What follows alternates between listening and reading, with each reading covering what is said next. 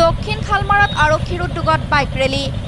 স্বাধীনতাৰ ৭৫ সংখ্যক আজাদী কা অমৃত মহোৎসৱ উপলক্ষে দক্ষিণ খালমাৰা আৰক্ষীৰ উদ্যোগত বাইক ৰেলী সমদল উলিয়ায়।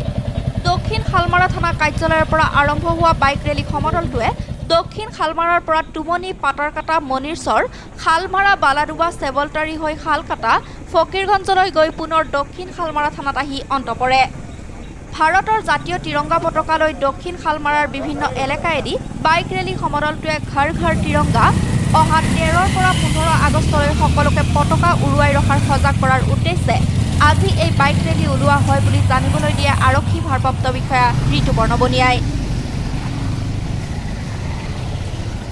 ৭০ বছৰৰ স্বাধীনতা উপলক্ষে যিটো অমৃত কি আজাদী কা মহোৎসৱ যিটো চলি আছে তাত ঘৰ ঘৰ তিৰংগাৰ আমাৰ প্ৰগ্ৰেম কেম্পেইনিং কৰি আছোঁ আমি আমাৰ ঊৰ্ধ্বতম মহলৰ যিটো আমাক দিছে সেই পৰীক্ষা আমি তাত কাম চলাই আছোঁ আৰু সেই সংক্ৰান্তত আমাৰ এলেকাৰ যিখিনি ৰাইজ আছে সকলোকে বুজাই দিছোঁ কেনেকৈ তেওঁলোকে ৰাষ্ট্ৰীয় পতাকা উত্তোলন কৰিব পাৰে বা ডিছপ্লে কৰিব পাৰে, কি কৰিব লাগে কি কৰিব আৰু গোটেইখিনি মানুহৰ পৰা আমি উৎসাহ উদ্দীপনা পাইছোঁ।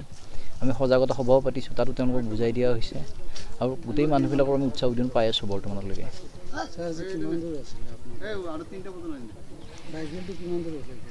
এইটো আমাৰ আমি ৰাতিপুৱা 11টা বজাত ওলাইছোঁ। এতিয়া আমাৰ যিখিনি এলেকা আছে তাত আমি আৰু আগবাঢ়িম, মানুহক সজাগতা কৰিম।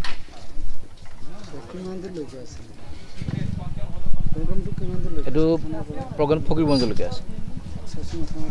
ফকীৰগঞ্জৰ পৰা ছানৱাৰ হুছেইনৰ ৰিপৰ্ট, দ্য ৰয়েল নিউজ।